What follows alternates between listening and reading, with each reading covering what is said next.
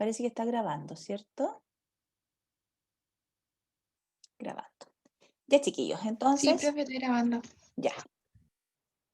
Acuérdense que de repente no le pego mucho a la tecnología. Ya.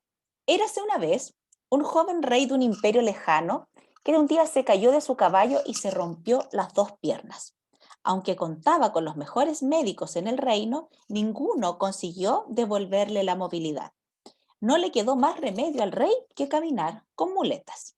Sin embargo, debido a su personalidad orgullosa, el monarca no soportaba verse inválido, porque, a ver, no, por lo que ver a gente de la corte caminando sin esfuerzo le ponía, a ver, voy a decirlo todo de nuevo. Sin embargo, debido a su personalidad orgullosa, el monarca no soportaba verse inválido, por lo que ver a gente de la corte caminando sin esfuerzo le ponía de muy mal humor. Por eso, mandó publicar un decreto por el cual se obligaba a todos los habitantes del reino a llevar muletas. De esta forma, del día a la noche, todo el mundo comenzó a arrastrarse con el apoyo de dos palos de maderas, aún en contra de su voluntad. Las pocas personas que se rebelaron y se negaron a andar con muletas fueron arrestadas y condenadas a muerte. Tal era la crueldad del rey que desde entonces las madres fueron enseñando a sus hijos a caminar con la ayuda de muletas en cuanto comenzaban a dar sus primeros pasos, para que no los mataran. Puesto que el rey tuvo una vida muy larga, muchos habitantes desaparecieron, llevándose consigo el recuerdo de los tiempos en que se andaba sobre las dos piernas. Años más tarde, cuando el monarca finalmente falleció, los ancianos, que todavía seguían vivos, intentaron abandonar sus muletas, pero sus huesos frágiles y fatigados se lo impidieron. Acompañados por sus inseparables muletas, en ocasiones trataban de contarle a los más jóvenes que años atrás la gente solía caminar sin la necesidad de utilizar ningún soporte de madera, sin embargo, los chicos solían reírse de ellos. Movido por su curiosidad, en una ocasión un joven intentó caminar con sus propios pies, tal y como los ancianos se lo habían contado. Al caerse al suelo constantemente, pronto se convirtió en el hazmerreír de todo el reino. Sin embargo, poco a poco fue fortaleciendo sus entumecidas piernas, ganando agilidad y resistencia, lo que le permitió dar varios pasos de manera seguida. Curiosamente, su conducta empezó a desagradar al resto de los habitantes.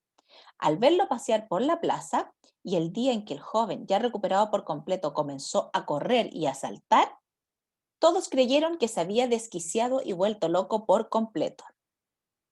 En aquel reino, donde todo el mundo lleva una vida limitada, caminando con la ayuda de muletas, al joven se le recuerda como el loco que caminaba sobre sus dos piernas.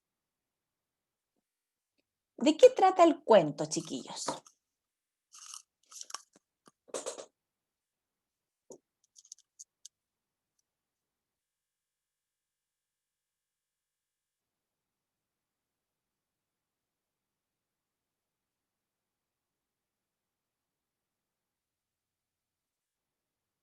Si yo les pregunto, ¿de qué se trata el cuento?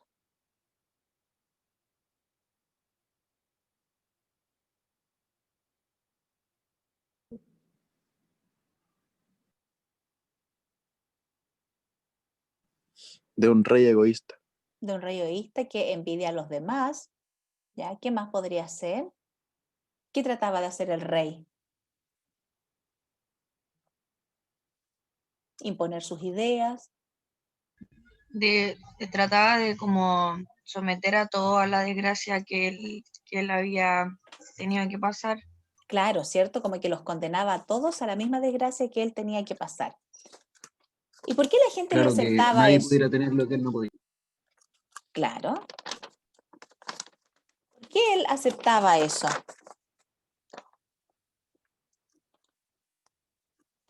¿por qué la gente aceptaba eso? Porque el rey tenía poder, ¿verdad?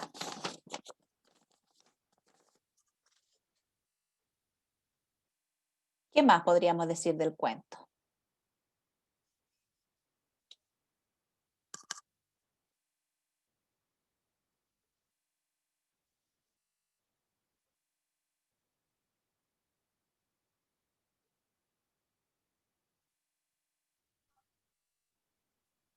Ahí la Marcela parece que va a dar su opinión. La iba a escribir, que no sé si está bien. Es como que no nos impone una norma y después cuando nos acostumbramos a esa norma, somos desadaptados si queremos volver a la normalidad, entre comillas. No sé, es que no sé Ujú. cómo explicarlo. Sí, está bien. Efectivamente, tenemos una norma y después tenemos toda la, porque más encima el rey se había muerto, pues, o sea, no había por qué seguir teniendo esa imposición, ¿verdad? Entonces el que quiso ser diferente socialmente fue sancionado y finalmente se le tildó de loco por querer hacer algo como diferente, po, para la época, para el momento en que ellos estaban, porque antes no era una locura caminar. Les pregunto ahora, ese tipo de cosas, ¿verdad? El otro día conversábamos que a veces también pasa a nivel social, que nos imponen cosas. Y que nosotros, ¿cuándo nosotros decimos de alguien así como, no, estoy súper loco? ¿O cuándo nos resistimos nosotros al cambio? A veces cuando son ideas nuevas, ¿Ya? ¿Como qué tipo de ideas son las que tú crees que dan como más temor? las que desconocemos, ¿Ya? Cuando algo sale de lo que conocemos como común, dicen, pues, cuando está fuera de la norma, ¿cierto? ¿Qué más? ¿Qué ejemplo, por ejemplo, podríamos dar de cosas en las cuales en este año hemos sido resistentes al cambio? Y hemos dicho así, no, no va a funcionar, no, nos va a ir súper mal, no, qué terrible. las clases online, Las clases online, ¿ya? ¿Qué más? El teletrabajo. De hecho, como chistoso, porque vamos a terminar adaptándonos a este sistema online y vamos a tener que volver a la vía como, entre comillas, habitual. Y también eso nos va a costar, po, ¿o no?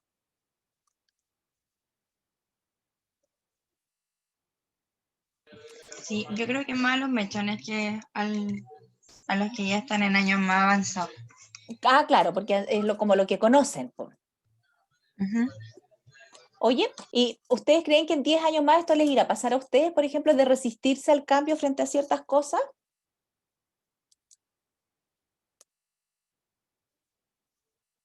Porque hasta el momento nosotros vivimos con gente más adulta y esa gente más adulta es la que nosotros a veces enjuiciamos y creemos que son los que se resisten al cambio. Entonces la pregunta ahora es, ¿a nosotros o a ustedes en 10 años más les podrá pasar lo mismo? Lo más probable. Mm. Oye, ¿algunos de ustedes tienen hermanos chicos o sobrinos que ustedes puedan observar y decir, "Ay, cuando yo era chico, eso no se hacía así. Las cosas que ellos ven, yo no veía eso"?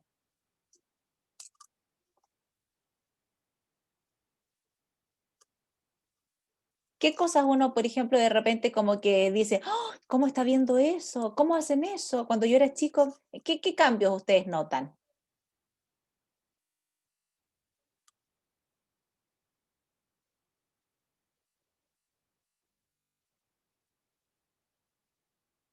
En los juegos, ¿ya? Profe, Dígame, hay un compañero que todavía quiere entrar. espérame, es que lo trato de aceptar y no me...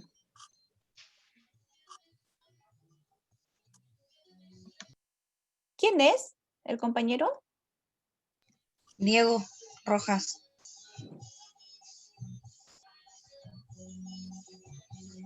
Ahí recién me apareció, Diego Rojas y Javier Herrera. Ya. Ya, en los juegos, ¿cómo en qué tipo de juegos? Por ejemplo, nosotros vemos una diferencia entre ellos y ustedes.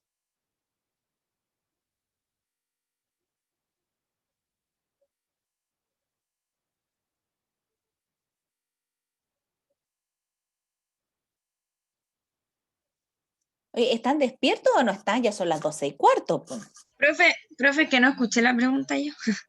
Les preguntaba hace un rato atrás, cuando conté el cuento, de que ustedes también en algún minuto, 10 años más, van a poder decir que habían cosas que ustedes también se van a resistir a algunos cambios respecto de las cosas modernas que van a ocurrir en 10 años más. Entonces yo les estaba preguntando a los que tienen hermanos o a los que tienen sobrinos, ¿qué cambios o qué juicios, por ejemplo, tienen ustedes respecto de las cosas que ellos ven en la televisión, de la crianza, cosas que a ustedes también les parece como un poco chocante? El tema de que están como muy apegados a la tecnología. O sea, yo cuando era chica pasaba en la calle jugando prácticamente en la tierra, jugaba a la pelota, a las muñecas, no sé, pues, hacía como más vida social, como que tenía más imaginación para los juegos. Y ahora como que los niños de repente se juntan y se juntan a jugar online, así como que ellos ya como que están creciendo con la tecnología y muchas veces no saben entretenerse sin ella. Es como Claro. complicado porque les cuesta mucho. Entonces uno ahí entra a enjuiciar a los niños así como, oye, yo cuando chica jugaba a las bolitas, no sé, o jugaba a la escondida. Anda a jugar con tu amigo y uno como que trata de hacerlos jugar y en el fondo ellos ya están, ya crecieron así, o sea, ya están así. Claro, ¿cierto? Y como que uno igual, para uno igual es como chocante, po, porque en el fondo nosotros nos notamos la distinción entre lo que nosotros hacíamos de pequeños, o sea, lo que hacía yo, lo que hacían de 30, lo que hacían los de 20, versus lo que hacen hoy en día los niños chicos. Incluso uno respecto a los dibujos animados también puede decir, uy, hay un cambio súper importante, porque ¿alguno de ustedes vio alguna vez los Thundercats? Sí, ¿cierto? Bueno, los Thundercats son de cuando yo era chica, pues, ¿ya? Cuando yo tenía como 8 años. Y Leonor era mino, pues súper mino, con su melena roja, alto, fornido. Y ellos como que trataban de ayudar a las personas que les pasaban cosas malas, porque Munra es el malo, por cierto, de los Thundercats. De repente se me confunden los dibujos animados. Pero el punto es que, claro, yo notaba que tenían mayor como contenido valórico porque te generaban mayores niveles de reflexión como para uno poder aprender que ciertos comportamientos estaban bien y otros comportamientos estaban mal. Era como que luchaba el bien contra el mal, o sea, el mal contra el bien. Bueno, sí, al revés, pues ya. Pero en la actualidad todavía dan los Thundercats. ¿Los han visto en la actualidad?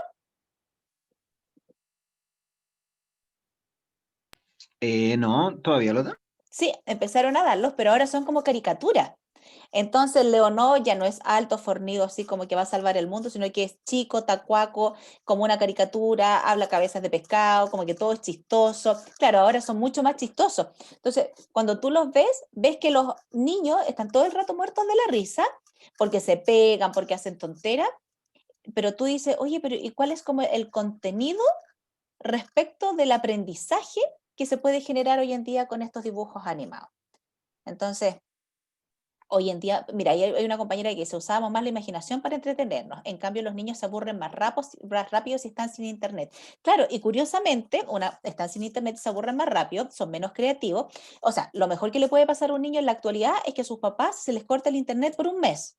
El cabro desarrolla una serie de habilidades entre deportivas, intelectuales, creativas, porque en algo se tiene que entretener.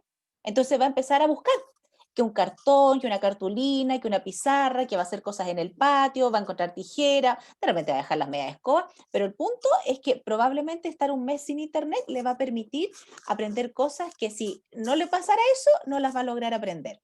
Y a lo que quería retomar la idea del tema de la distinción entre los dibujos anteriores animados y los de ahora, es que pareciera ser que ahora es como que todo está eh, profe, pero igual apoyo lo que dice Giovanna, que son más conscientes en muchos aspectos. Ah, claro, los niños sí, es que más que sean conscientes, yo creo que son más despiertos y además hoy en día se refuerzan habilidades que a nosotros no nos reforzaron.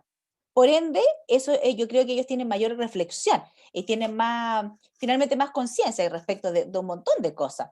Pero porque hay un tema como educacional, pues, ¿verdad? Por algo se insiste tanto hoy en día en que los papás, por ejemplo, apoyen el aprendizaje, revisen lo que los chiquillos ven en internet, estén pendientes de las cosas que están aprendiendo, hay más conciencia respecto como de los animales, han aparecido un montón de corrientes y tendencias respecto del vegetarianismo, el veganismo, no comer carne. el mismo tema de los movimientos estos animalistas de no maltratar a los animales, ¿cachai? O sea, como que hay hartas cosas que hoy en día son súper positivas. Pero a lo que iba yo era que hay como una necesidad de mantener al niño entretenido. ¿Por qué mantenerlo entretenido? Porque es la nana virtual, po. Entonces el cabro chico pareciera ser que a veces está como idiotizado frente a la tele, no está aprendiendo, no está reflexionando, y si no hay un adulto que le esté permitiendo aprender, probablemente el niño se va a quedar con que todo es como un chiste, po, como que todo es una chacota. Y eso ustedes lo ven ahora con los chiquillos que son chicos, que son sus hermanos, pero cuando tengan hijos probablemente va a ser como más heavy ese cambio. Y todo esto es parte como de la socialización. Porque así como aprendemos cosas de personas, también aprendemos cosas de las figuras que nosotros estamos mirando en los medios, po, en las redes sociales, en internet. Estamos aprendiendo de ciertas personas que nosotros admiramos, que pasan a ser ídolos. Por ejemplo, en el caso de ustedes, ¿a quiénes admiran en la actualidad? ¿Quiénes son sus ídolos?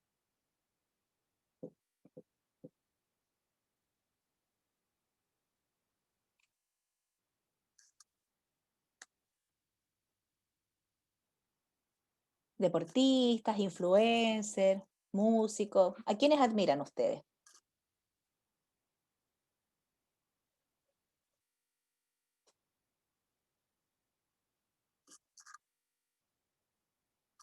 A los músicos profesionales, ¿A qué músicos? sobre todo a los que no se venden. Ya, ¿cómo sería eso? Una cantautora, Elon Musk, ¿ya? ¿Quiénes son los que se venden versus los que no se venden, según tú?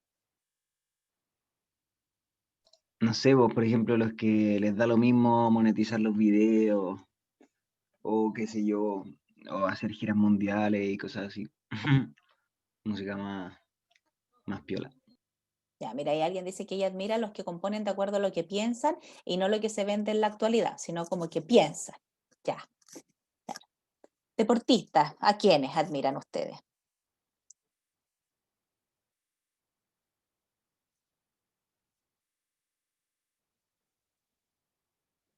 Por ejemplo, en la época de mi cabro chico, que ahora tiene 20, cuando él tenía unos 8, 9, 10, yo creo, era Alexis Sánchez, po. Todos quisieron ser Alexis Sánchez en algún minuto.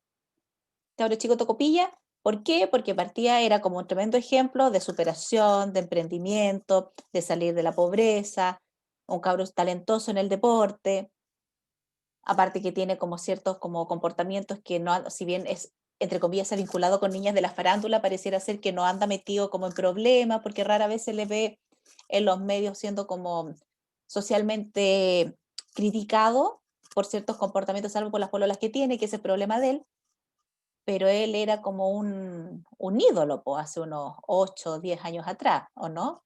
¿Alguno de ustedes le gustaba Alexis Sánchez cuando chico?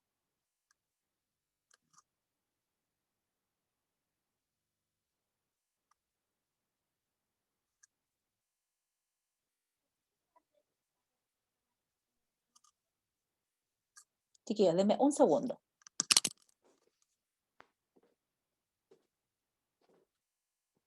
Amaro, ¿estás en clase? José, junta la puerta de tu pieza. Amaro, bájalo un poquito, ponte los audífonos, porfa.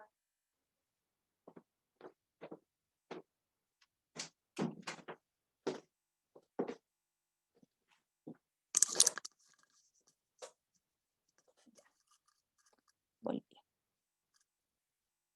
Ah, ya, ¿no? Pero, por ejemplo, otros ídolos, pues, entre la Rihanna, Beyoncé, o a lo mejor son muy de mi época.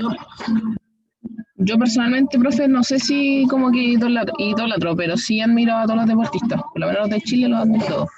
¿Ya? ¿Por qué? ¿Qué tienen ellos que te hace admirarlos? Sacrificio que hacen. ¿Ya? Bueno, no sé, yo creo que más de alguno acá conoce.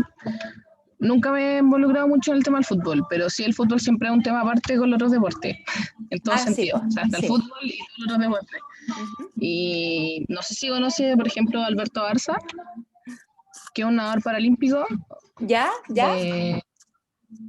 que pucha, acá a los deportistas no le dan nada y cuesta mucho que les den apoyo y Auspicio. financiamiento, Sí, pues. les dan cuando ya logran harto. Alberto Barça, en los últimos Juegos Panamericanos, consiguió hartas medallas de oro y aún así no tiene como el reconocimiento por parte de Chile que debería tenerlo. Le ofrecieron representar, nacionalizarse en Estados Unidos y le ofrecían todo lo que él necesita para ser deportista y él decidió no hacerlo. Prefirió seguir luchando y representando a Chile. Y aún así no tiene el apoyo que necesita él y todos los deportistas de Chile en realidad. Claro, se ponen patriotas con una patria que no se pone con ellos, pues. Pero bueno, ese es tema para otra clase. Muy bien, claro, los deportistas, ¿verdad? Debieran ser, por lo menos para los niños chicos, modelos a seguir, porque más que mal se supone, cuando son jovencitos ellos, están todavía en el tema de la vida sana, que el deporte se transforma como en un medio de protección para no caer en otras conductas de riesgo, sobre todo hoy en día, que como que hay más riesgo que lo que había hace 10 o 20 o 30 años atrás.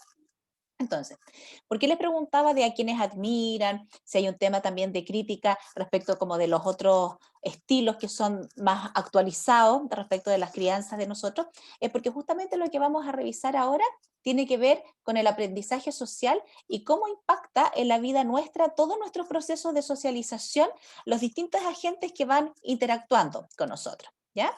Entonces, dentro de las clases de hoy, vamos a revisar a 4 exponentes. Esta clase es como un poco más teórica, pero yo voy a tratar de darles hartos ejemplos dentro de lo que pueda, y que hablan de cómo nosotros, los seres, somos seres sociales y aprendemos dentro de esta sociedad. Pero los seres, aparte de ser seres sociales, también somos personas que nos vamos construyendo a nosotros mismos en base a la interacción. Nosotros, los seres humanos, tenemos una personalidad que vamos construyendo en las primeras etapas de nuestra vida.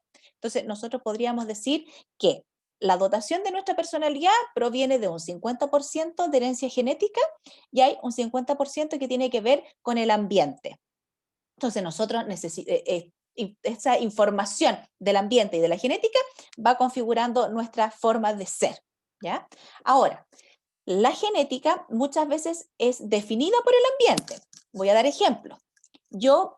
Piensen que yo soy una niña que nació de papás alcohólicos y que fui a dar en adopción. Entonces yo llego a una familia en donde yo tengo una carga genética que me predispone al alcoholismo, pero entro en una familia que es amorosa, que es cariñosa, que se resuelven los conflictos, que el diálogo es un medio para poder aclarar situaciones. Por ende, no es un medio que estimule, que se gatille el alcoholismo que yo tengo genéticamente, ¿ya? Lo mismo pasa con los rasgos de violencia y lo mismo también pasa con cosas que incluso pueden ser positivas. Por ejemplo, yo nazco tremendamente inteligente, súper capaz, ya cognitivamente, pero resulta que crezco en un medio que no me estimula esa inteligencia. ¿Alguien vio la película Matilda? Yo la vi ayer en la noche con mis cabros chicos. ¿Se acuerdan esa de como es una brujita chica que los papás son súper banales, como bien ignorantes, el papá es medio estafador, medio chanta, ¿cierto? Bueno, un montón y la niña era súper capaz, pues, o sea, cuando el papá le dice, tú, ¿tenés esta familia? Yo lo primero que pensé es que, ay no, acá la mamá se le metió un burro al corral y la cabra chica no es hija del papá, pero no aclaran nada de eso en la película. Pero la niñita es una niñita que es tremendamente capaz, inteligente y que en este caso busca, ¿verdad?, nutrirse con la literatura y después encuentra a una profesora también como que la rescata de este ambiente. Pero muchos niños no tienen quien los rescate. Entonces, esa inteligencia que esos niños tienen tiene que ser potenciada desde el contexto, y el contexto tanto inmediato como en el colegio, ¿ya? Porque de lo contrario, esa inteligencia se pierde.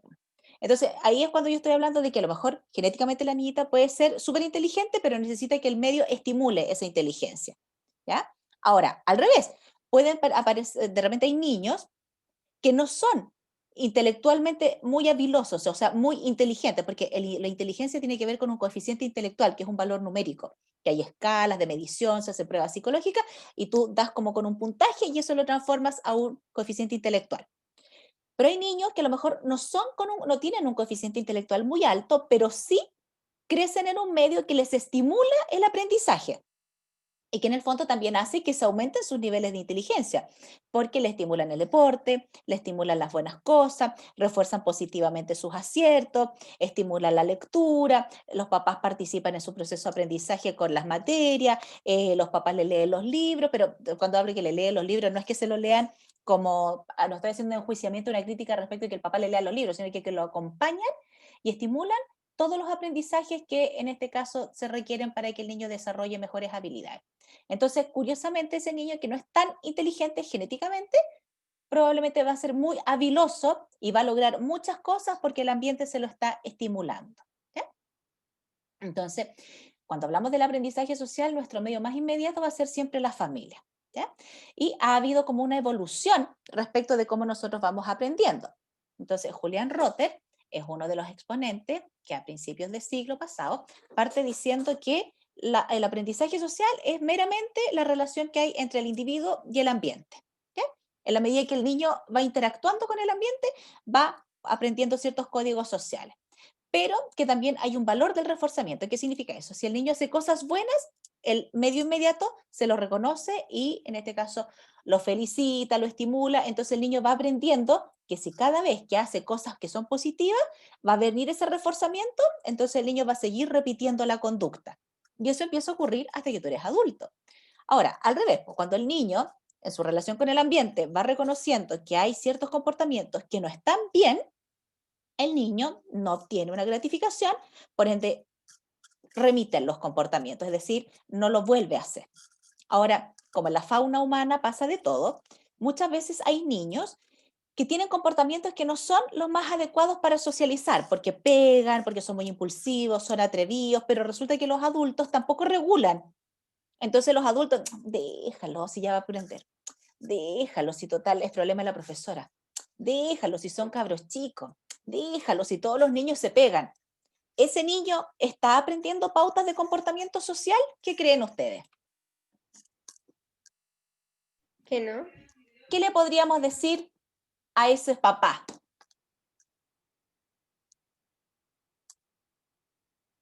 Si ustedes fueran sus terapeutas y el papá siempre dijera, no, si, si todos se pegan, si todos somos atrevidos, si todos...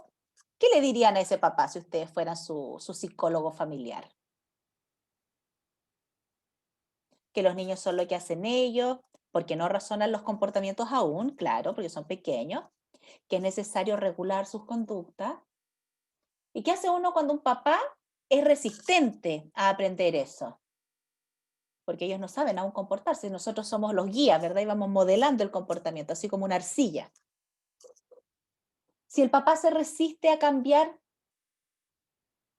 ¿cómo le podrá ir al niño en su proceso evolutivo de aprendizaje social?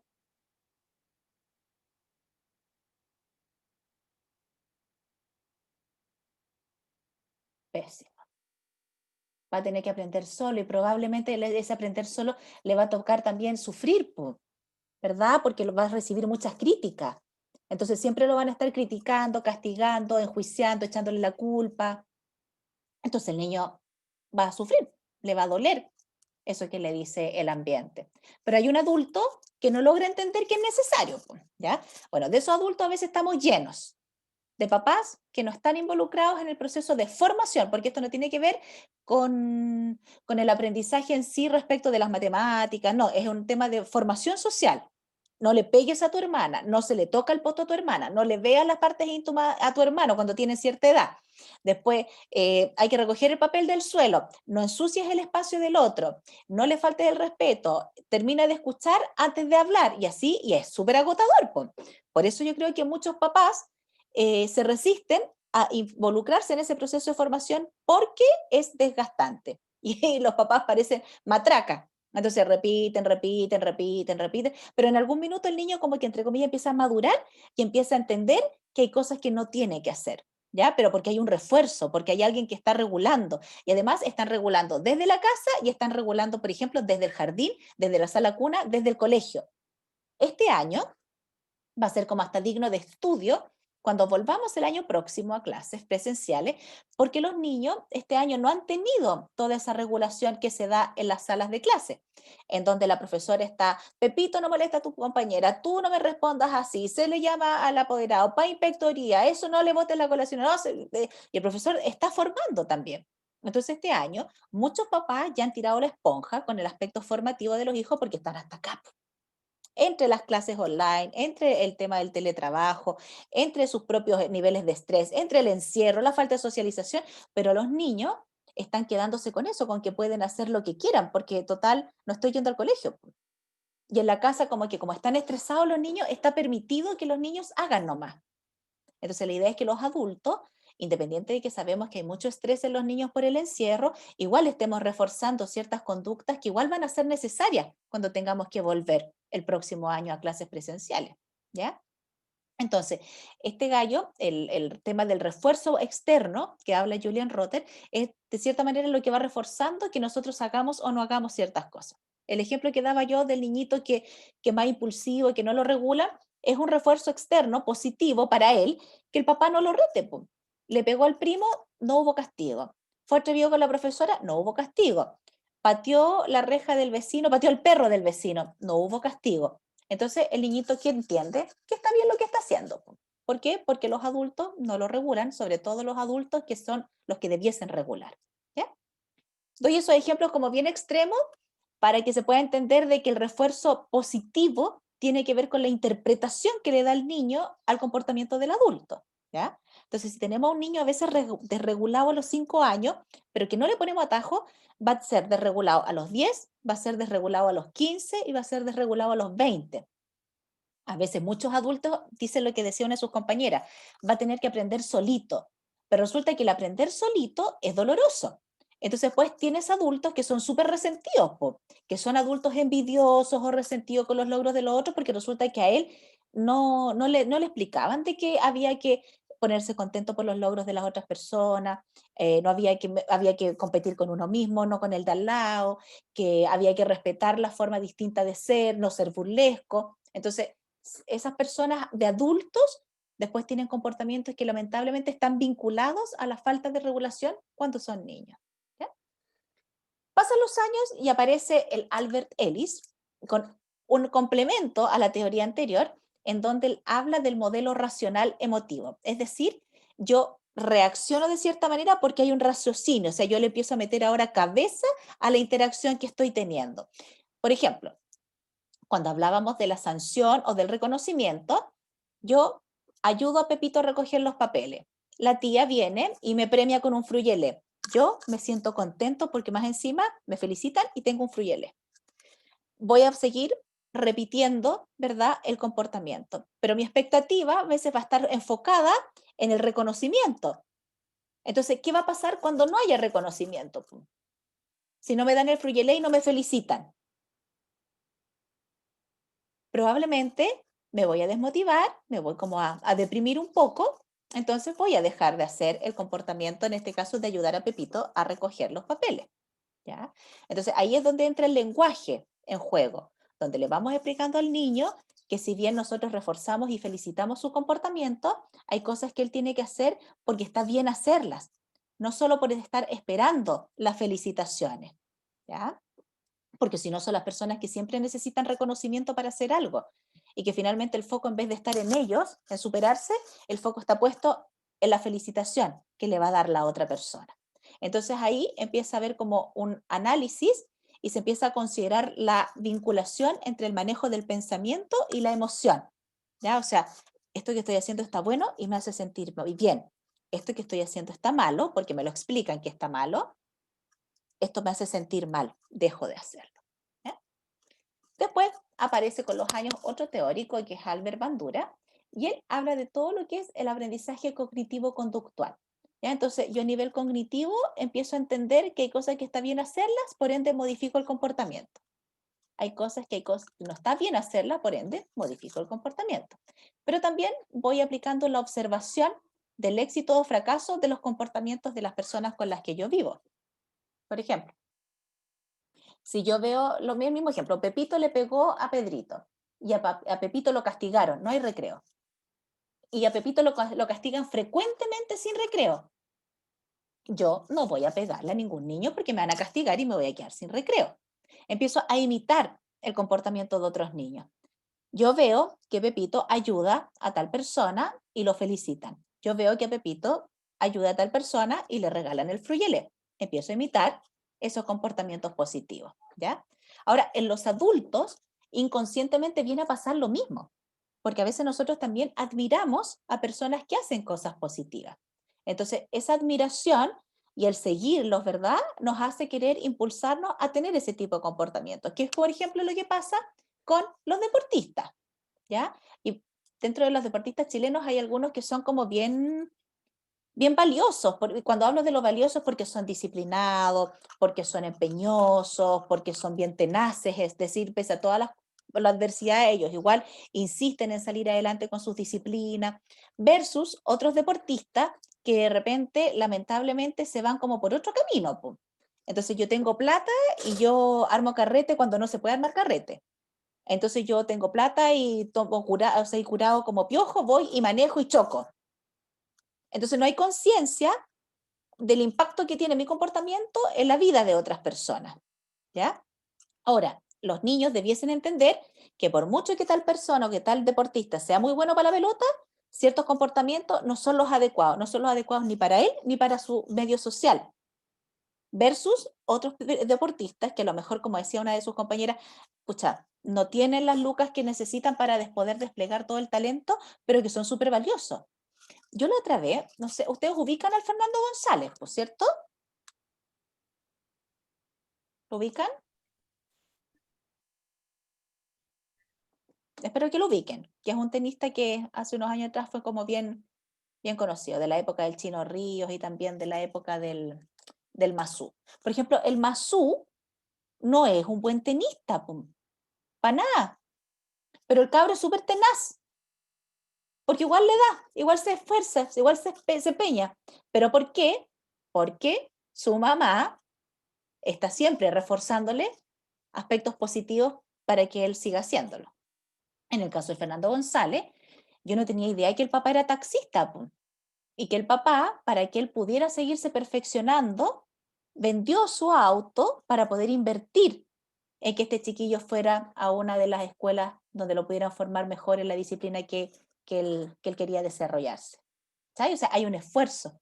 El papá le muestra al niño que vendió su auto para que él pudiera salir adelante, ¿ya? Entonces, esas cosas de repente es buenas como transmitirlas, porque tú, si bien el niño no está observando, porque no conoce al Fernando González, para nada, no lo va a conocer jugando tenis tampoco en esta altura, pero por lo menos él va escuchando historias y que también le permiten querer aprender de esos ídolos que en algún minuto pudieron ser muy empeñosos y que les fue bien, ¿ya? Sobre todo, las personas tendemos por lo general a imitar los modelos de éxito, ¿ya? Observamos que alguien es exitoso y queremos reproducir ese tipo de comportamiento. Ahora, si somos medio chantados los huevos y somos medio flojos, claramente que no me va a ir como al Mark Zuckerberg, ni tampoco como a estos gallos de las tecnologías, ¿verdad? Porque ellos, de partida de lo que describen, hay como harto esfuerzo detrás. Doy esos ejemplos como extremos para poder situarlos respecto como de personas a las que queremos imitar y que observamos que les va bien, ¿ya? Y el último autor, que es Walter Mitchell, él dice que todas las teorías anteriores no es que estén mal, pero que el sujeto o la persona está dentro de un medio. Entonces hay un enfoque interaccionista que está interactuando para que la persona desarrolle el aprendizaje social. Entonces son muchas las conductas y los comportamientos y los estímulos que vienen desde el exterior que van a ir facilitando y van a ir propiciando que las personas puedan desarrollarse bien, ¿ya? Entonces, citando aquí a Julián Rotter, tenemos una conducta que es el resultado de esa conducta tiene un impacto en la motivación de nosotros y las personas necesitamos evitar las consecuencias negativas, ¿ya? No vamos a querer hacer algo conscientemente para que me vaya mal, pum. No voy a hacer algo para que me castigue si no me gusta que me castiguen. Ahora, si yo insisto en un comportamiento que es negativo y que siempre tiene sanciones negativas, es porque con el niño algo pasa. O quiere llamar la atención, o el niño tiene un déficit intelectual y atencional que no le está permitiendo entender bien ciertos códigos sociales. O, por otra parte, esto que explicaba hace un ratito atrás, donde el niño, por más que en el colegio le refuercen un montón que no le pegue al compañero, si el papá tiene en la casa esa actitud de déjalo nomás, si los cabros chicos se pegan, el niño claramente va a seguir teniendo la conducta, aunque los resultados o las consecuencias sean negativas, ¿ya? Entonces, los seres humanos buscamos obtener consecuencias positivas versus obtener consecuencias negativas, ¿ya? Y esa conducta está influenciada por determinados factores. Hace un rato atrás les contaba al otro grupo que, por ejemplo, en las organizaciones puede llegar alguien súper motivado, súper colaborador, muy inteligente y capaz, y resulta que llega a un área de trabajo donde hay mucho cagüín, donde hay muchas malas interpretaciones, donde hay chaqueteo, donde hay cahuineo, entonces es como que al que quiere destacar lo aportillan, nunca las ideas de la persona que es más o menos brillante son buenas, es como que siempre se quiere lucir ante el jefe. Entonces, ese tipo de comportamiento o ese tipo de rumores probablemente termina haciendo dos cosas.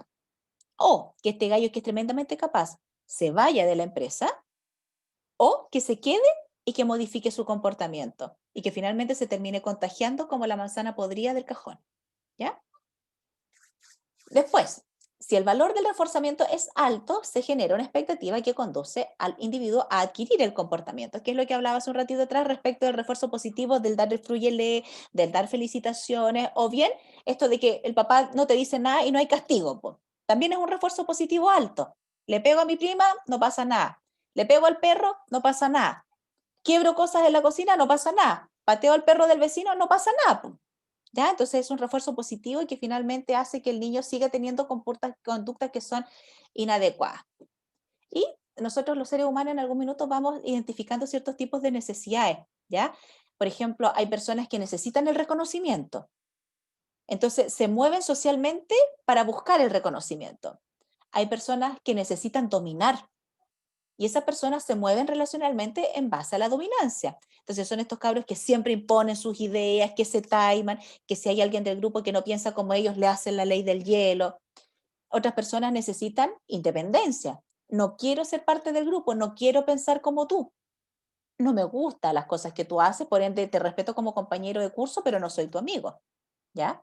Y así también pueden ir apareciendo otras necesidades que dentro de ese aprendizaje social vamos buscando satisfacer, que son como las de pertenencia, las de amor, las de afecto, incluso las de comodidad física. Eh, Conozco hartos casos en donde hay papás que se han separado, perdón, y uno cree que por lo general los niños se quieren ir con la mamá, y muchas veces no, pues los niños se quieren ir con el papá, pues. ¿Y por qué se quedan con el papá? Porque el papá a lo mejor se quedó con la casa más grande, porque el papá gana más lucas y el papá nos va a sacar a comer con mayor frecuencia. Quedarnos con el papá implica no cambiar nuestro estilo de vida. Y eso es válido, independiente del afecto, porque a lo mejor quieren a su mamá, pero no se quieren ir con la mamá a la casa más chiquitita, porque acá viven en una casa de 5x5 y la mamá se va a arrendar una casa de 1x1. ¿Ya? Entonces también las consecuencias de hacer ese cambio también ofician en la motivación de las personas para tener cierto comportamiento con quién me voy, a quién le tengo más lealtad. Ahí estamos hablando ya como de otros procesos que son más complejos, pero que también son parte del aprendizaje social. ¿Ya? Después decía yo hace un ratito atrás que aparecía Albert Ellis complementando la teoría anterior, el que él dice que las variables del conocimiento, o sea, a nivel intelectual, también van a ayudar en el manejo de la parte emocional. Es decir, yo entiendo y comprendo que cierto o determinado conducta es malo, emocionalmente me siento mal. Lo que le dije a tal persona no está bien. Lo que hice tampoco está bien. ¿Ya? Entonces, como no está bien, me siento mal por eso. Y remito el comportamiento. Lo complejo se da cuando hay personas que saben intelectualmente que lo que están haciendo está mal y esa persona igual lo hace. Sé que es malo humillarte, pero me gusta humillarte. Por lo general, las personas que tienen historias de maltrato son personas que después maltratan y que disfrutan el maltrato porque es inconsciente. O sea, a mí me maltrataron, a mí me tratan como las pelotas, yo disfruto haciendo esto con otros. No todo el mundo, por supuesto, ¿ya? Pero en el tema de Albert Ellis, él explica como una teoría, la del ABC, D. Entonces él dice que hay una condición que activa una situación puntual activa ciertos tipos de comportamientos. Pero no solamente ciertos tipos de comportamientos, sino que también activa ciertos tipos de creencias respecto del comportamiento. Y las creencias son aquellas emociones, sentimientos, prejuicios, ideas que vienen gestándose en mi interacción con otras personas. Hay otra persona que a mí desde pequeño me está diciendo si eso está bien o está mal. Y me está mostrando cuáles son las consecuencias de los comportamientos. Y me está diciendo que hacer eso no es de buena persona. Por ejemplo, el tema del catolicismo. Hay muchas personas, muchas abuelas que son súper pechoñas. Entonces, con sus propias hijas, decían, eso no es de católico, eso no es de buen cristiano, eso no es de buena persona. Entonces, la creencia es que si tú haces eso, tú eres bueno, independiente de lo que tú sientas. El tema es como que lo que más importa es el comportamiento. Pero no, las personas debiéramos tener una coherencia entre lo que pensamos, lo que sentimos y lo que hacemos, ¿ya? Y obviamente midiendo las consecuencias de nuestros actos. Y eso nos lleva a la etapa D, que ahí dice el proceso terapéutico de refutar, que es el análisis y la reflexión, que eso por lo general se logra ya cuando los niños tienen como 10 o 12 años, aunque los niños hoy en día igual son chiquititos y cachan cuando le embarran, y cachan cuando le pegan a alguien, y tú le preguntas, ¿tú bien lo que hiciste? No. ¿Y por qué pone esa cara? Es que me dio pena. Entonces eso significa que el niño entiende que estuvo mal pegarle al perro, y que le da pena porque al perro le dolió. ¿Ya? Ahora, lo importante es que el niño controle su impulsividad de pegarle al perro. Y esa es la parte donde uno tiene como que ir regulando, ¿ya? Entonces, nosotros estamos constantemente siendo perturbados emocionalmente porque hay cosas que nos impactan, que nos impactan de manera positiva o negativa, ¿ya? Pero esa perturbación emocional no se da precisamente por las situaciones, sino por la interpretación que le damos a la situación. Un ejemplo clave de eso es los despidos. Por ejemplo, ahora que estamos con el tema de la pandemia, no podría decir, chuta, qué terrible, entre la escasez de pega, el confinamiento, quedarte sin trabajo. Entonces, uno podría decir, claro, terrible, pero otra persona podría decir, oye, pero es la oportunidad, pues te van a pagar el finiquito y tú no querías vender ropa, entonces ahora, o querías hacer pasteles. Entonces, como querías hacer pasteles, ahora con esa plata podrías hacer, comprarte moldes y empezar a vender queque para las señoras del sector. Y tú ves una oportunidad, le das una interpretación menos negativa de la que realmente le podrías dar, ¿ya? Y eso tiene que ver con tus creencias. Hace tiempo atrás tuve una persona con un trabajo personalizado que cada vez que se quedaba sin pega entraba pero en pánico y tenía un tema con la plata y sufría y no le pagaban y era una angustia, pero paría terrible. Entonces él lo pasaba pero pésimo cada vez que un proyecto no le funcionaba, que no le pagaban y él estaba sin plata. Perdón. La cosa es que empezando a escarbar, él tenía los mismos como comportamientos emocionales que tenía su madre, ¿ya? Porque él era como, entre comillas, bien cercano a la mamá. Y resulta que la mamá no trabajaba, pero la mamá entraba como en pánico y siempre la mamá tenía un pensamiento como de carencia o de escasez. Y ese pensamiento de carencia y de escasez y de alarma frente a lo económico se lo transmitía a sus hijos. Y este hijo, que era un poco más vulnerable y más sensible, aprendió a reproducir ese mismo patrón. Entonces era un gallo que frente a la escasez de pega se bloqueaba y se angustiaba, po, en vez de ver posibilidades, en vez de buscárselas, arreglárselas. Entonces ahí, claro, él le daba una interpretación tremendamente dramática a la situación que vivía él cuando se quedaba sin trabajo, ¿ya? Todos los seres humanos tenemos historia. El tema es con qué tono nos contamos esa historia, con el tono de comedia, de tragedia, de película de terror, pero siempre vamos a tener una interpretación de los hechos en base también a las experiencias que nosotros tenemos con las personas con las que nos relacionamos, ¿ya? Muchas veces pasa que hay papás que tienen un comportamiento como bien errático con los niños. Entonces, como que hay cosas que debieran castigar y que no castigan. Y hay cosas que debieran premiar y no premian. O al revés, premian cosas que tú decís, pero o sea, es parte de su responsabilidad porque lo vayas a premiar. Y lo premia igual, po. Entonces, el niño crece como con una confusión que se va a expresar después en su vida adulta, cuando tenga que interactuar con otras personas que no son su familia, ¿ya? Por lo general, nosotros tenemos un choque cultural cuando ingresamos a la universidad y después cuando establecemos pareja. salvo que nos casemos o establezcamos pareja con alguien que sea casi que sea muy parecido a nosotros, pero eso en la práctica se da muy poco.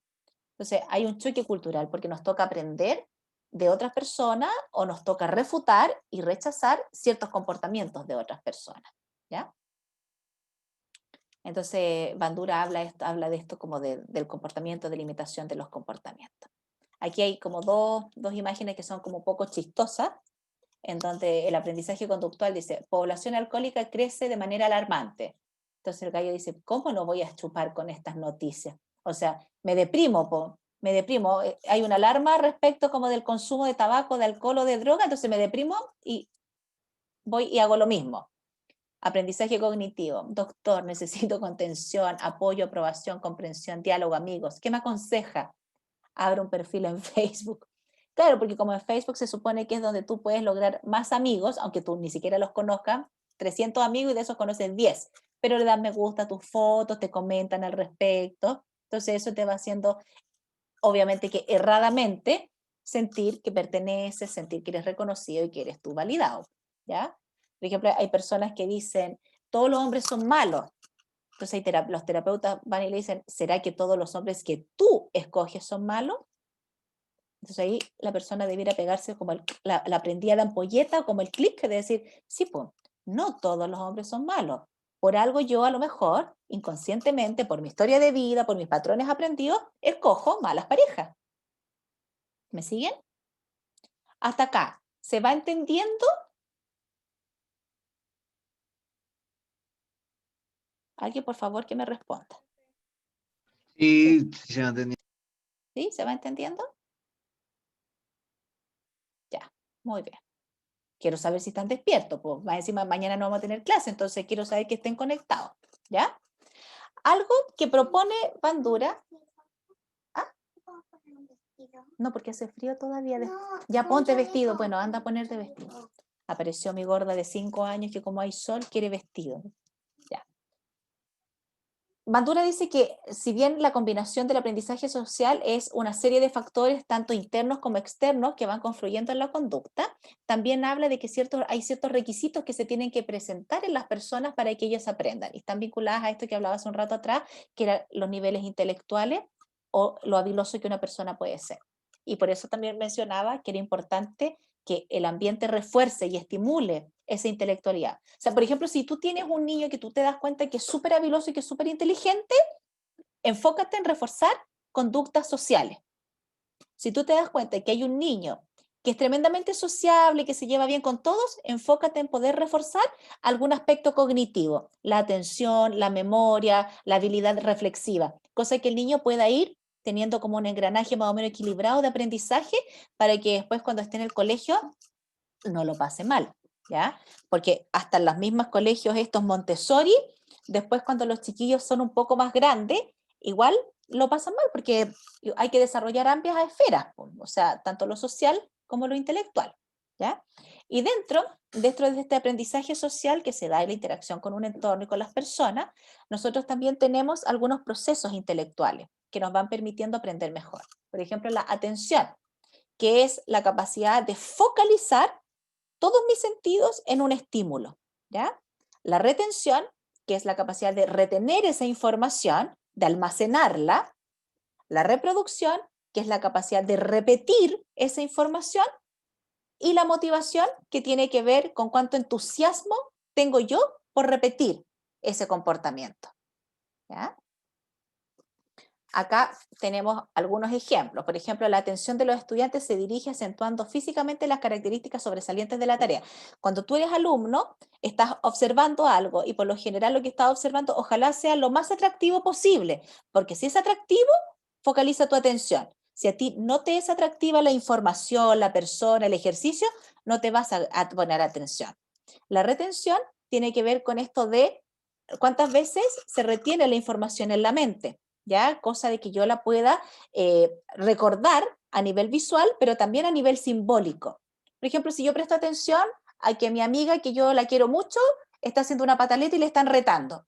Voy a prestar atención porque están los gritos, los llantos, pero después voy a retener que ella está haciendo una pataleta y que más encima la están retando. Entonces voy a entender que si ella sigue reproduciendo ese comportamiento y la siguen retando, yo no lo voy a querer hacer, ¿ya? Porque voy entendiendo lo que está bueno y lo que está malo, y en base a esa capacidad de comprender, yo reproduzco un determinado comportamiento, ¿ya? Por ejemplo, los narcotraficantes, ellos, bueno, yo estuve en Ciudad de México hace unos años atrás en un congreso. Entonces tú le preguntabas, tú hablabas con los mexicanos y ellos decían que habían sectores sociales muy por debajo del límite de la pobreza, en donde tú le preguntabas a los chiquillos lolitos que qué querían ser cuando grandes y ellos querían ser narcos, ¿ya? El punto era que de esa población, solo como un 5 o 10% pasaba los 18 años, porque el resto ya se había metido en la droga y se había muerto por sobredosis o los habían matado por estar vinculados al tema del narcotráfico. Entonces, los chiquillos en esos sectores sociales admiraban al narcotraficante, admiraban las matanzas, admiraban el matonaje. Y en México es heavy, porque en México los narcos te dejan mensaje afuera de los colegios con los cuerpos de las personas. O sea, escriben un mensaje y un brazo, una pierna, otro brazo es la C, y la cabeza es el punto de la I, descuartizan a las personas que a veces han secuestrado y así mandan los mensajes. Pero eso, en ciertos sectores en Ciudad de México, como es tan fuerte el tema del narcotráfico, es validado. Y bueno, a eso súmale que hay un tema social también que de repente, como hay corrupción, no hay como mucha o sea, no hay mucha fiabilidad de la regulación de que estos narcos vayan en retirada, como que son a veces hasta apoyados por políticos, por ciertos sistemas policiales. Entonces es como que es casi como un trabajo validado y aceptado socialmente ser narco, ¿ya? Entonces, claro, los niños que crecen en ese sistema van a tener conciencia de que ser narcotraficante es malo. ¿Qué creen ustedes? ¿Por qué pasará eso en México?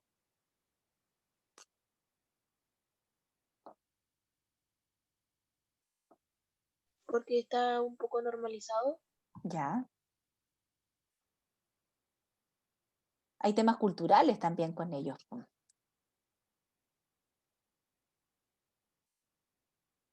Porque es socialmente aceptado. Ojo, que es socialmente aceptado, pero está más en esta línea como de la resignación, porque finalmente la gente lo termina aceptando porque el que se va en contra le corta la cabeza. De hecho, a mí me tocó estar en Sí, ese congreso. Dime. hay muchos lugares de México donde o sea, como que el gobierno no manda, sino que mandan los narcos. Mandan los narcos, pum. Exactamente.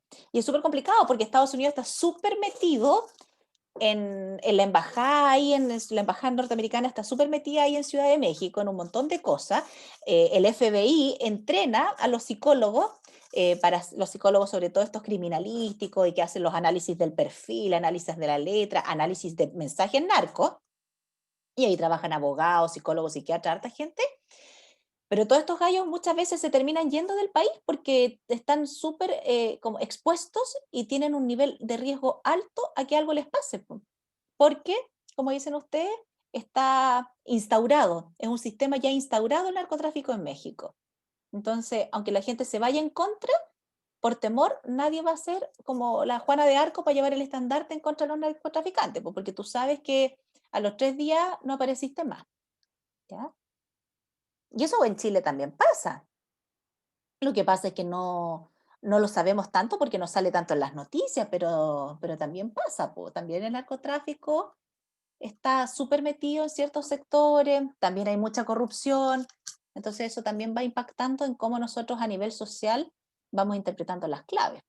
Por ejemplo, cuando tú ves que los políticos son ladrones y que tienen estas como cosas truculentas, como lo que ha pasado con Soquimicho, con algunos bonos que reciben. ¿Qué es lo primero que uno piensa socialmente? Como ciudadano nosotros, ¿qué es lo primero que pensamos de un político corrupto?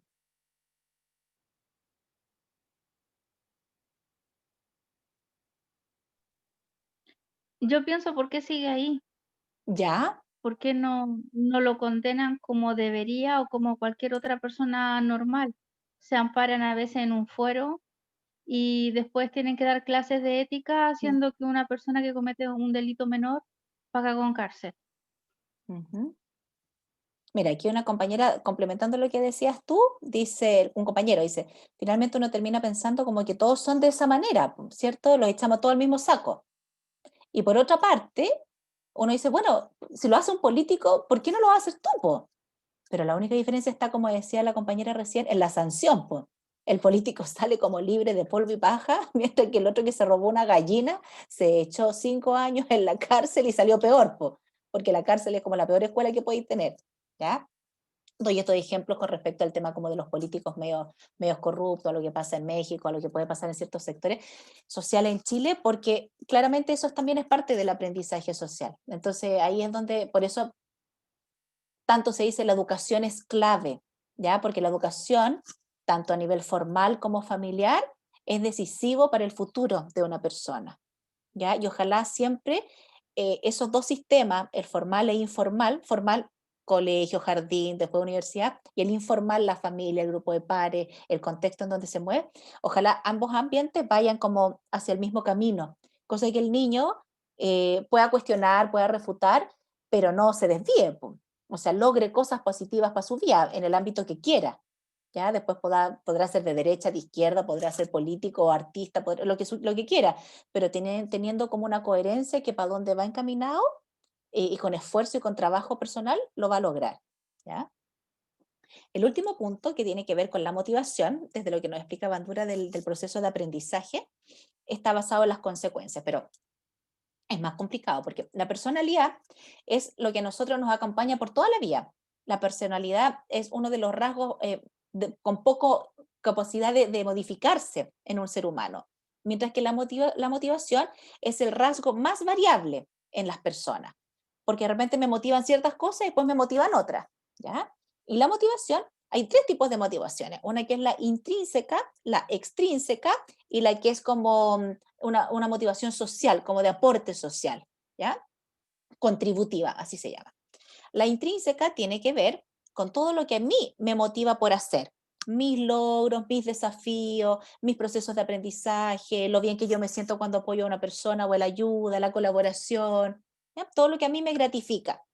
La motivación extrínseca es todo lo que viene del entorno mío, po. El reconocimiento, las felicitaciones, el agradecimiento, las lucas, también eso a mí me puede motivar.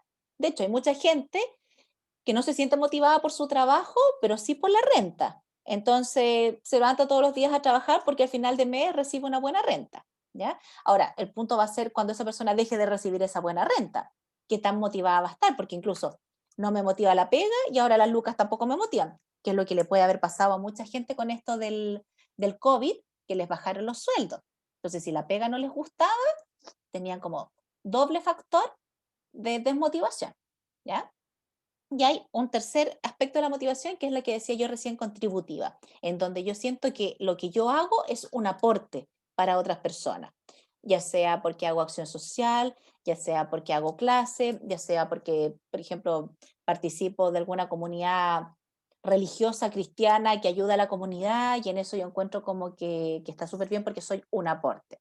Entonces la idea sería es que nosotros tengamos un equilibrio entre la motivación intrínseca y la extrínseca. Porque o sea, un equilibrio 50 y 50, ojalá no, ojalá siempre sea intrínseca un 70-30 o un 80-20, porque la intrínseca es mi motor personal, es lo que a mí me moviliza para lograr cosas. Entonces yo gane los millones o no gane los millones, voy a estar motivado igual. Si yo no me entusiasmo, ¿quién? ¿Ya? Pero si mi foco está siempre puesto en el resto, para yo estar motivado, en eso voy a vivir frustrado, porque a lo mejor no voy a ganar lo que yo quiero, no me van a reconocer a cada rato, no me van a estar felicitando, no voy a salir como el mejor trabajador del mes, entonces voy a vivir enojado, po. Versus que si a mí me gusta mi pega y paso piola, pero me gusta tanto mi pega, me reconozcan, no me reconozcan, me feliciten, no me feliciten, la sigo haciendo igual con un buen nivel de calidad, ¿ya? Y ojalá también que haya un porcentaje ¿cómo se dice? De motivación contributiva, en donde la persona es un aporte, ¿ya? Entonces, Bandura dice que dentro del proceso de aprendizaje nuestro hay como una reciprocidad triádica. Están los factores internos del sujeto, los externos que vienen del medio familiar más inmediato y de un contexto donde se gestan todos estos otros procesos, ¿ya? Entonces él habla también de este modelo del aprendizaje por observación e imitación, de la capacidad de simbolizar las cosas, porque en base a ensayo y error yo voy aprendiendo qué está bien, qué está mal y me voy quedando con lo que está bien. La capacidad vicaria, ¿verdad? Que hay un refuerzo del aprendizaje que es positivo y que yo lo quiero imitar porque me están reforzando positivamente y estoy observando en los otros que se logran cosas buenas. Y la conciencia del aprendizaje en donde yo también voy reflexionando si lo que hice o lo que hacen los otros está bien o no está bien. El último teórico que vamos a mencionar, que es Walter Mitchell, él como que integra. Yo siempre digo integra, porque la verdad es que muchos de estos teóricos como que tienen una pugna entre ellos, no sé, porque a uno le gusta la palabra puso y al otro le gusta la palabra colocó, no sé, estoy dando un ejemplo súper burdo, pero a veces tienen distinciones conceptuales que entrar y enfrascarse en pelea como que para los futuros profesionales no nos sirve de nada. Pero lo único que debiéramos quedarnos nosotros es que todas las teorías, desde la más antigua hasta la más moderna, sufren como un proceso de evolución. Entonces las últimas van englobando aspectos de las más antiguas y obviamente se van quedando, van siendo como un pasar por sedazo, se van quedando con lo más relevante, lo más significativo de las teorías anteriores. Entonces la teoría de Walter Mitchell menciona que el ser humano está en una constante interacción con distintos estímulos del entorno, ¿ya? Entonces, su enfoque es más interaccionista. El ser humano interactúa con los medios, interactúa con las condiciones, interactúa con el reforzamiento positivo, pero además también él aporta con su forma de ver las situaciones, con su forma de aportar a nivel social, con sus códigos de interpretación. Entonces, en esa interacción nosotros vamos aprendiendo. El sujeto está situado dentro de un contexto, dentro de un grupo, y esa persona interactúa, ¿ya? Entonces, así como él es un aporte, los otros también aportan, ¿ya? O él no es un aporte y los otros tampoco aportan, ¿ya? Las personas vamos desarrollando patrones conductuales en base, como decía hace un rato atrás, a esto como del refuerzo que viene del entorno, que ya lo hemos mencionado un montón de veces, pero quiero dar como un ejemplo. Los problemas son parte de la vida, ¿cierto? Entonces, muchas familias se enfocan en problematizar el problema. Entonces, el problema es así y el problema termina siendo asá. ¿Por qué? Porque el foco está en problematizarlo, no en resolverlo. Entonces, eso genera ciertos patrones mentales en donde todos los problemas son terribles, donde todo lo que me pasa es dramático, donde nunca puedo resolver las cosas, donde cada vez que pasa algo, pucha, qué lata que me pasó a mí. Entonces, se transforma como un esquema mental en donde la persona después se acostumbra a funcionar de esa manera, en que todo es un problema, versus otras personas que son más resolutivas, pero porque les enseñaron a ser resolutivas. Entonces, desde chiquitito, oye, no tienes el lápiz rojo, pero bueno, ocupa el naranjo. No tienes, no sé, la guía impresa, bueno, pero saca un papel en blanco, sácale buena punta al lápiz y dibuja la guía y la entregas. Es buscar una solución. Entonces, esas personas que siempre están buscando soluciones, después se transforman en adultos que logran ser independientes, resolutivos, creativos, proactivos, porque le tocó vivir una situación en donde tenían que ponerse a prueba, desafiar su capacidad de resolver. Pero eso no lo aprenden ellos solos, sino que porque el medio está estimulando el resolver un problema, ¿ya? Entonces ahí, en este ejemplo que estoy dando, aparece el tema justamente como de esa resolución, de esa capacidad que tenemos los seres humanos de interpretar el entorno y que obviamente está vinculado también a todos los aprendizajes que nosotros vamos desarrollando a lo largo de la vida, aprendizajes tanto emocionales como intelectuales, ¿ya? Ahora, todos los comportamientos que nosotros vamos hablando, que están arraigados en un tema de comportamiento social, cuando tú entras al mundo laboral, se traducen en competencias. ¿Ustedes saben lo que son las competencias laborales?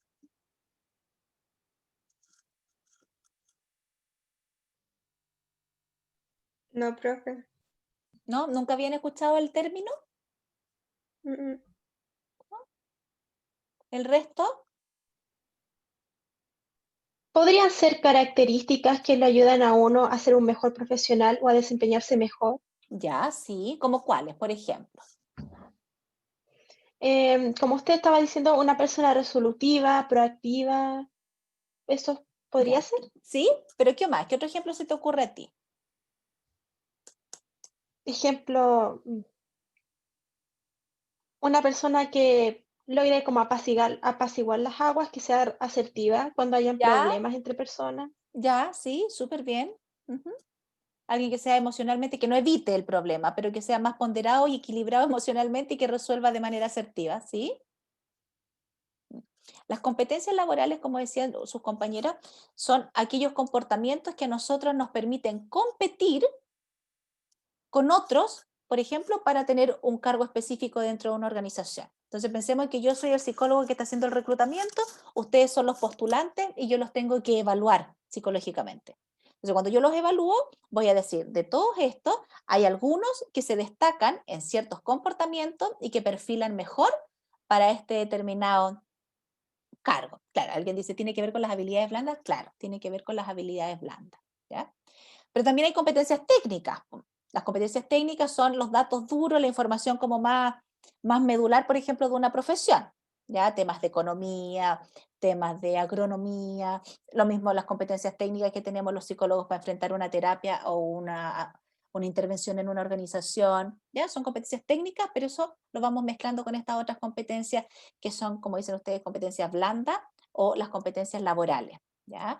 Entonces, todos los comportamientos se traducen después en competencia. Y hay ciertos comportamientos que nos dan indicios de qué tipos de competencias tienen las personas. Por ejemplo, una persona colaboradora, cooperadora, facilitadora, va a ser una persona que va a trabajar bien en equipo, porque tiene toda la materia prima para trabajar en equipo. Una persona que es empática, pero que transmite bien la información, que logra influenciar en el comportamiento de los otros, sin lastimarlos, sin pasarlos a llevar, sin dañarlos, que logra generar acuerdos justos, probablemente va a desarrollar la competencia de liderazgo, porque es una persona que se maneja bien en un montón de temas que son claves para el liderazgo, ¿ya? Entonces eso es importante tener claro. Todos los comportamientos después en el mundo laboral se traducen en competencia. Después van ocurriendo cosas en que cada persona va generando ciertas estrategias, ya que son personales para poder obviamente avanzar y desarrollarse. Nosotros podemos haber dos personas observando un mismo evento y vamos a responder de manera diferente a ese estímulo, ¿ya? ¿Por qué? Porque le damos una interpretación distinta, ¿ya? Ahora, las expectativas, que todas las personas tenemos expectativas y por lo general son altas, y eso a veces es justamente el punto de quiebre del éxito de algunas relaciones, es porque yo espero demasiado del otro. Entonces, cuando yo tengo las expectativas más o menos reguladas, así como a piso, probablemente yo voy a entablar relaciones mucho más sanas, ¿ya? E incluso con respecto a las expectativas de sueldo, porque a lo mejor, pucha, yo con este proyecto espero ganar 2 millones de pesos, pero a lo mejor me pagaron 200 lucas nomás, ¿ya? Entonces, yo, ¿cómo voy a mantener mi motivación? ¿Elevada o baja? Si yo tengo motivación intrínseca, probablemente voy a seguir motivada con 2 millones o con 200 lucas. Ojalá sean los 2 millones. Pero si mi foco está puesto solamente en la renta o en las lucas del proyecto, probablemente yo me voy a desanimar y me voy a deprimir porque la expectativa no se cumplió. Me pagaron 200 lucas, o sea, el 10% del costo total del proyecto, ¿ya? Nosotros siempre vamos a hacer una valoración personal, única y subjetiva de un evento en particular, respecto de nuestras interpretaciones y respecto de nuestras creencias. Y esta interpretación está dada y está gestada con respecto a nuestra vida como niños en un medio de adultos, ¿ya? Muchos adultos tienen ciertos comportamientos que lamentablemente tienen un origen en la socialización de pequeños, ¿ya? Entonces, por eso es tan importante, ya cuando somos grandes, hacer como una reflexión y una revisión personal, pues, o sea, ¿cómo logro yo las cosas? ¿Las logro por suerte? ¿Estoy siempre haciendo las cosas a última hora?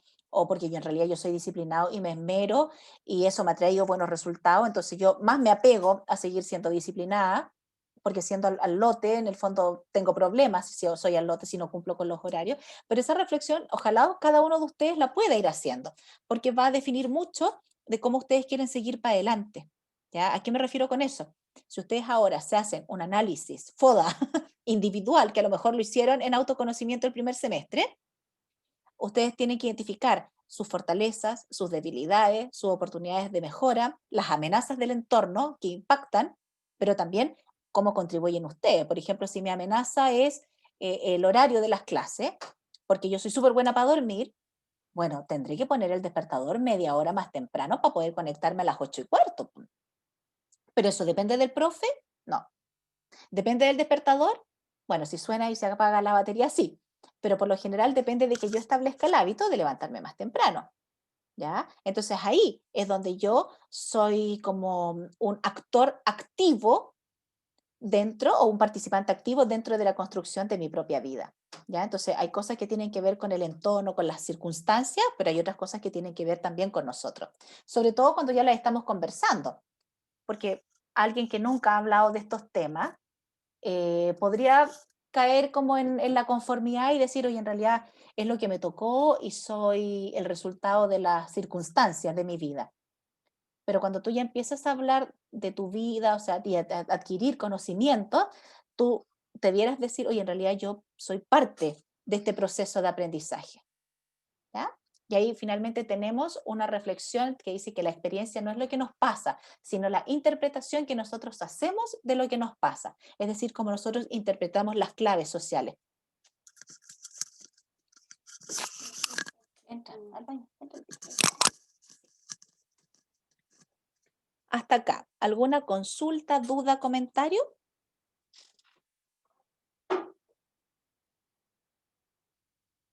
Ya, chiquillos, les voy a dejar un trabajo para la próxima semana en donde cada grupo, con los mismos grupos que van a tener que trabajar todo el semestre, van a tener que realizar un análisis de caso, que acá está la pauta en esta presentación, y acá están los casos. Entonces ustedes como grupo en una hoja Word me van a poner el nombre de los integrantes, psicología social y organizacional, el caso que escogieron y cuál es el análisis que hacen.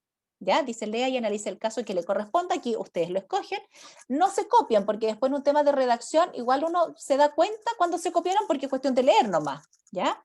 Entonces apelen a la creatividad que ustedes, esto no tiene nota, pero simplemente para poder ir soltando la mano para lo que va a ser después la prueba final del semestre, que también va a ser un análisis de caso. Entonces la idea es que usted lean el caso, lo analicen, lo vinculen con las teorías del aprendizaje social, propongan una solución, sean creativos para eso, puedan diseñar algunos objetivos, metodología, pero todo solamente en una hoja, ¿ya? No más que eso. ¿Alguna pregunta, duda, comentario? Perdón, profe, no entendí. ¿Dónde está el caso? En el PowerPoint. ¿Están al final, en la última diapo?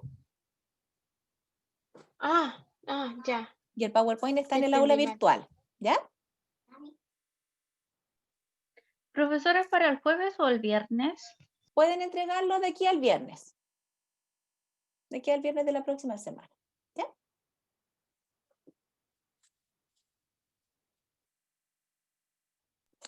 Muchas gracias. Estaríamos entonces. ¿Cómo les ha ido con sus entrevistas, con sus cosas? Pareciera ser, pregunté al principio de la clase y no hubo mayores consultas ni dudas. Acuérdense Bien, que nosotros bien, mi grupo ¿Bien? bien. Ya, qué bueno. Ya, sean creativos en la forma de entregar el trabajo. Recuerden que es en PowerPoint, ojalá lo más completo posible, con un buen análisis de las respuestas que le dieron los participantes de las entrevistas. Y lo otro es que es súper choro, lo encontré yo cuando me mostraron este trabajo de otro compañero, que le insertaron audio. Entonces ellos parecía una presentación sin serlo, ¿ya? Entonces era como un PowerPoint video en donde la voz de los chicos iba explicando las diapositivas. Entonces eso ustedes lo pueden cargar por WeTransfer y me lo mandan, ¿ya? Así que bueno, voy a dejar de grabar. Me despido de todos ustedes, que tengan un bonito fin de semana largo, disfruten, descansen, pero también cumplan con sus responsabilidades, ¿ya? Así que un besito para todos, cuídense